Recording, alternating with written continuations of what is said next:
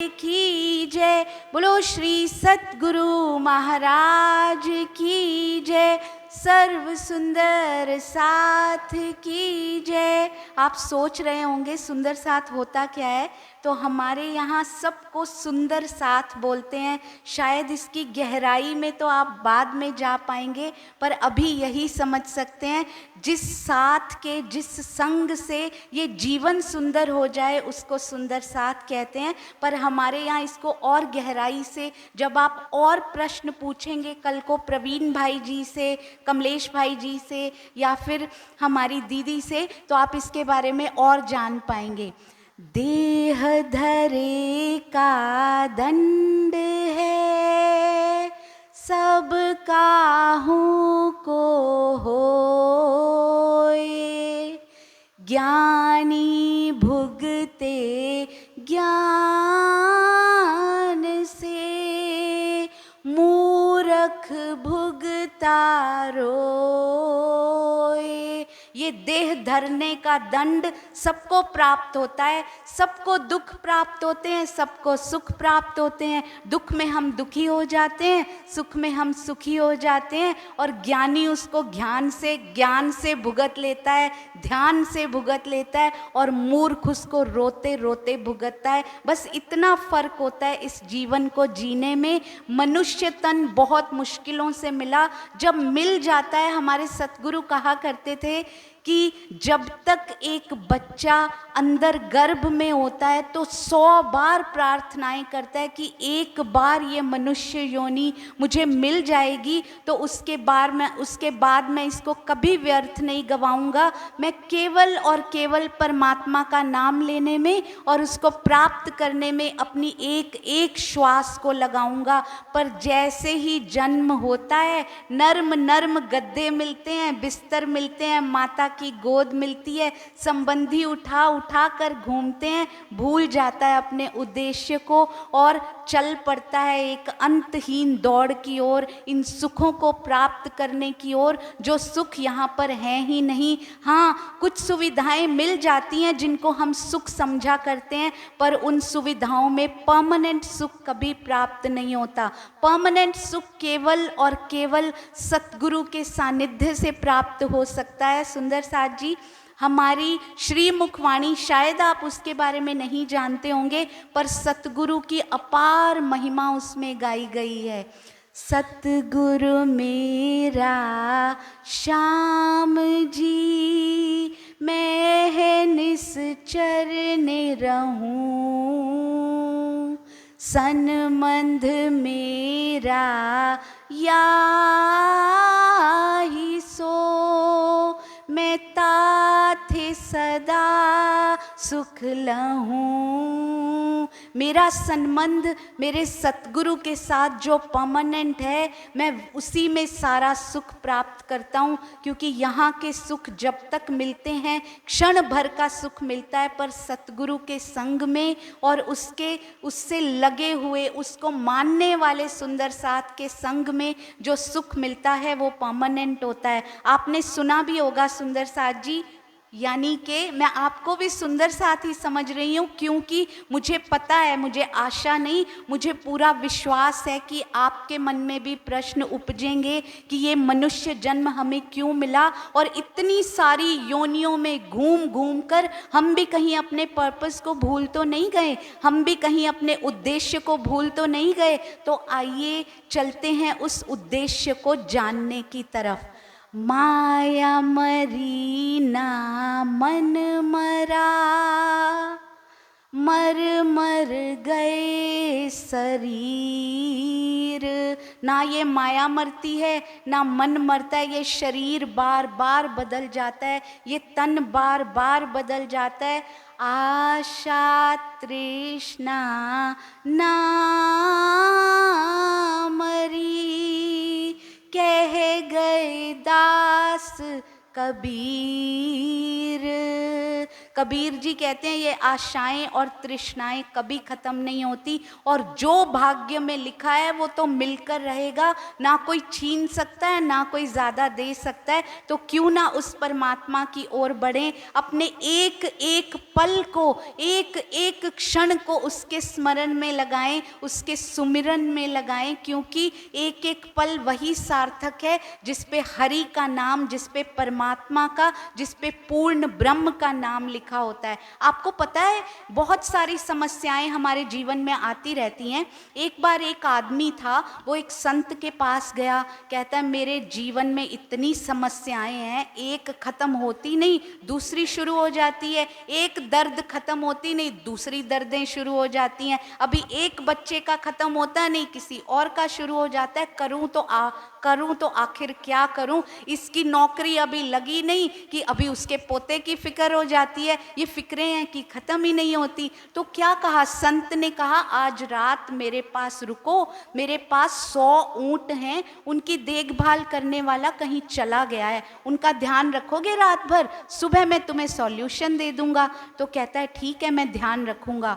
अब रात को 100 ऊंटों की देखभाल करना कोई आसान काम तो है नहीं। उसने कहा, जब संत ने कहा सारे ऊंट बैठ जाएं तब तुम सो जाना। तो अब कहता है सारी रात वेट करता रहा, कभी एक ऊंट खड़ा हो जाता, कभी दूसरा ऊंट खड़ा हो जाता। सुबह आंखें मलते मलते मलते संत जी के पास आया, तो संत जी कहते हैं बहुत अच्छी नींद आई क्या? कहता है मैं तो एक पल भी नहीं सो पाया। ये जीवन हमारा ऐसा ही है, हम एक पल भी चैन का सांस नहीं ले पाते, क्योंकि कभी एक समस्या का ऊंट खड़ा हो जाता है, एक को बिठाते हैं तो दूसरी समस्या का ऊंट खड़ा हो जाता है। कहता है महात्मा जी ये सारे 100 के 100 ऊंट तो बैठे ही नहीं। कहते तुमने ऑब्जर्व किया होगा रात को, कुछ ऊंट तो तुम्हारे बिठाने से बैठ गए, कुछ ऊंट तुम्हारे बिठाने के बावजूद भी नहीं बैठे, थक हार कर थोड़ी देर बाद खुद ही बैठ गए, और कुछ तो पूरी रात खड़े रहे, वो कभी नहीं बैठे। तो हमारा जीवन भी ऐसा ही होता है, सारे ऊंटों को बिठाने की प्रतीक्षा मत कीजिए, पूरा जीवन निकल जाएगा, ये समस्याओं के ऊंट कभी नहीं बैठेंगे।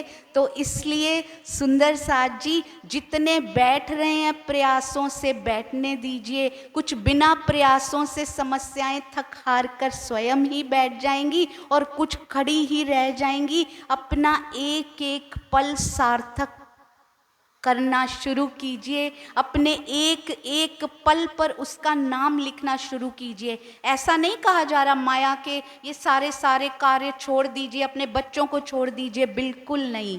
गोपियां भी किया करती थी, सारे काम किया करती थी, पर रोम रोम में से कृष्ण की आवाज आया करती थी। आज भी सारे कार्य कीजिए, हाथ मशीन की तरह हिलते रहें, पर अंदर रोम रोम में से उस पूर्ण ब्रह्म परमात्मा की आवाज आए तो आए कैसे? आप जानते हैं श्री कृष्ण जी को पूर्ण ब्रह्म परमात्मा कहा गया है, ग्रंथों में कहा गया है। भगवान श्री राम को मर्यादा पुरुषोत्तम जरूर कहा गया, पर उनको पूर्ण ब्रह्म परमात्मा नहीं कहा गया। जय श्री कृष्णा बोलिए सुंदर साथ जी मेरे पीछे, जय श्री कृष्णा। हम भी कृष्ण जी को मानते हैं, क्योंकि हमारा बेस श्री कृष्ण जी से शुरू होते हुए हम श्री कृष्ण जी के केवल तन को ना मानकर उनके अंदर जो शक्ति पधारी हम उनको मानते हैं। आपने शायद कभी सुना होगा 11 साल और 52 दिन, शायद कभी ना भी सुना हो। क्या आप जानते हैं कि कृष्ण जी का तन तो एक ही दिखाई देता था, पर उनके अंदर कितनी बार शक्तियां बदलती चली गई, पर ये किसी ग्रंथ में लिखा हुआ नहीं मिलेगा आपको। मिलेगा भी तो श्लोक हमें समझ कहाँ आते हैं, समझ आ भी जाएं तो हमारे पास समय कहाँ है उन श्लोकों को पढ़ने के लिए। तो बहुत सरल करके हमारी श्री मुखवाणी में, चाहे हिंदू हो, मुसलमान हो, सिख हो या ईसाई, सबको एक करती हुई श्री प्राणनाथ जी की वाणी, और उसमें श्री कृष्ण जी पर विशेष महत्व देती हुई श्री प्राणनाथ जी की वाणी, उसमें कहा गया है। आपको पता है श्री कृष्ण जी का जन्म होता है, मैं आ रही हूँ इस किताब पे जो अभी आपको बांटी जाएगी, यहाँ पर पड़ी हुई है, जिसका आज विमोचन होने वाला है हमारे श्री महेश भाई जी के हाथों से, और आप सबको वितरित की जाएगी। केवल एक इंट्रोडक्शन, आप जैसे ही गृहस्थी, सुंदर साथ ने इसमें सेवा की है, हम जैसे ही गृहस्थी, किसी ने घर परिवार को छोड़ा नहीं है, किसी ने सुना, किसी ने लिखा, किसी ने सुनाया, पर केवल और केवल पार ब्रह्म की कृपा से, सतगुरु की मेहर से। क्योंकि जो कछु हुआ सो, जो कुछ किया सो तू किया, मैं कछु किया नहीं। कभी कहीं ऐसा लगा भी हो कि मैंने किया है, जो कि गलत फहमी है। कभी कहीं जो मैं किया, तू ही था मुझ माहे।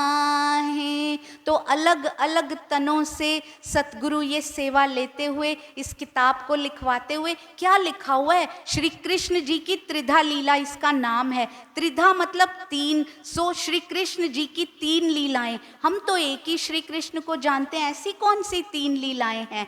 पहले उनके बचपन की लीला, यानी कि बाल लीला। आप सब जानते हैं कैसे माखन चुराया करते थे हमारे कृष्ण कन्हैया, कैसे गोपियों का रास्ता रोक लिया करते थे, कैसे गोपियां बड़े मान मनुहार से कृष्ण को प्यार किया करती थी। हम भी अनन्य प्रेम लक्षणा भक्ति को मानते हैं। हम दास भक्ति को नहीं मानते, हम उनको प्रभु नहीं मानते, हम उनको अपना प्रियतम मानते हैं, गोपियों की तरह। जिस प्रकार गोपियां उनको अपना धनी मानती थी, हम भी उनको अपना धनी मानते हैं। और सुंदर साथ जी 11 साल तक अति सुंदर लीला चलती रही। वो कोई सामान्य बालक नहीं था, अति सुंदर रूप, पर उसके अंदर अति सुंदर स्वरूप। स्वरूप किसको कहते हैं? रूप और स्वरूप क्या होता है हमने तो कभी सुना ही नहीं। आप और इन शब्दों के बारे में जान सकते हैं, आप प्रश्न कर सकते हैं किताब को पढ़ने के बाद। आदरणीय श्री प्रवीण भाई जी, कमलेश भाई जी,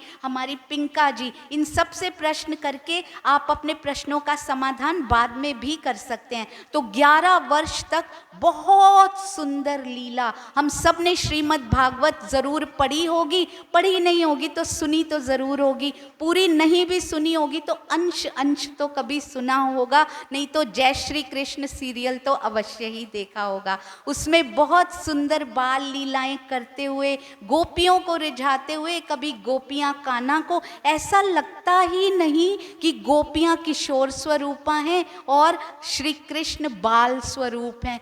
प्रेम ऐसा जैसा आज तक इस धरती पे ना कभी देखा गया और ना कभी देखा जाएगा। इतना सुंदर प्रेम, 11 वर्ष तक ये लीला चली। नंद बाबा, यशोदा मैया, सब इसके गवाह बने, पूरा ब्रज इसका गवाह बना। ये तो सब जानते हैं। इसके आगे की बात जो कहीं नहीं खोली गई, वो खोली गई श्री प्राणनाथ जी की वाणी में।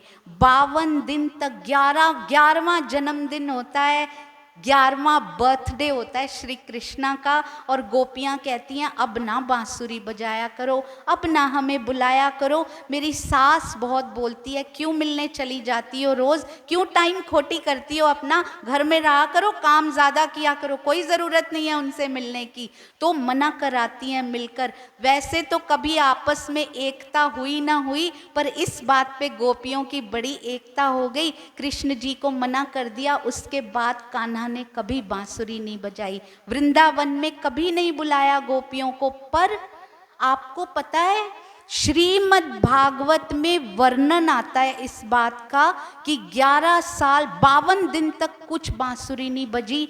52 दिन के बाद सारी गोपियों ने अपने तन छोड़ दिए, क्योंकि उनको अचानक एक बांसुरी की आवाज़ सुनाई दी, वो यहाँ से नहीं आ रही थी। क्या आप जानते हैं कि इस पृथ्वी के अलावा भी एक लोक है जो इस पृथ्वी से कहीं परे है, जहाँ पर बनता तो है पर मिट नहीं पाता। यहाँ तो सब बनता मिटता रहता है, वहाँ पर कुछ नहीं मिटता, केवल बनता है। उसको कहते हैं योग माया का ब्रह्मांड, इसको कहते हैं काल माया का ब्रह्मांड, उसको कहते हैं योग माया का ब्रह्मांड। ना कोई दुख, हर चीज से परे, इन 5 तत्वों से परे, इन 3 गुणों से परे वो ब्रह्मांड इतना सुखदायी है। मुझे भला कैसे पता होगा उस ब्रह्मांड का? श्रीमद् भागवत में भी बताया गया और हमारी श्रीमुखवाणी में खोल खोल कर सारे भेद खोले गए। नित्य वृंदावन आपने जरूर नाम सुना होगा। नित्य का अर्थ होता है जो कभी नष्ट ना हो। तो ये वृंदावन जो यहाँ पर है वो तो जब महाप्रलय होगी तो मिट जाएगा, तो उसको नित्य वृंदावन क्यों कहा गया? क्योंकि वो कभी नहीं मिटेगा, क्योंकि वो इस ब्रह्मांड में है ही नहीं, वो योग माया के ब्रह्मांड में है। अब पार ब्रह्म श्री कृष्ण जी के अंदर जिस पार ब्रह्म की शक्ति आई थी, 52 दिन के बाद योग माया के ब्रह्मांड में पहुंचते हैं, होठों पे बांसुरी रखते हैं, गोपियां काल माया में है, तड़प रही हैं उस बांसुरी को सुनकर, क्योंकि 52 दिन से अपने कृष्ण से मिलाप भी नहीं हुआ, मिलन नहीं हुआ, और बांसुरी भी बड़े दिन बाद सुनी थी। अपना शरीर छोड़ छोड़ के ऐसा लगता है बांसुरी पे मेरा नाम लिखा हुआ है। एक एक गोपी का नाम ले लेकर वो बांसुरी की धुन पुकार रही है और गोपियां भाग रही हैं इस वृंदावन की ओर, पर वहां तो कृष्ण मिल ही नहीं रहे, तो भागती हैं उस योग माया की ओर, उठा लेते हैं, तन यहीं छोड़ जाती हैं, पति रोकते रह जाते हैं, बच्चे माओं को रोते रह जाते हैं, पर आज उनको कोई सुध नहीं, क्योंकि कृष्ण की बांसुरी उनको यहाँ रुकने ही नहीं दे रही। बड़ा ही मार्मिक वर्णन श्रीमद् भागवत में इस घटना का आता है। यदि आपने पढ़ा हो या सुना हो, यदि नहीं सुना हो जरूर पढ़िएगा एक बार। छोड़ छोड़ के तन पहुंच जाती हैं योग माया में, वहां रास श्री कृष्ण जी के साथ खेलते हैं। नवरात्रि में आप भी रास खेलेंगे, जरा उस लीला को याद करके, जरा उस लीला को याद करके रास खेलिएगा, देखिएगा आनंद कितने गुना बढ़ जाएगा, वो सुख कितने गुना बढ़ जाएगा। उसके बाद सुंदर साथ जी 11 साल और 52 दिन कृष्ण जी की पहली लीला, बचपन की लीला। अब फिर से यहाँ नया ब्रह्मांड बनाया जाता है, यहाँ महाप्रलय कर दी जाती है गोपियों पर, इसका वर्णन कहीं नहीं आता। यदि आपने देखा हो कि गोपियों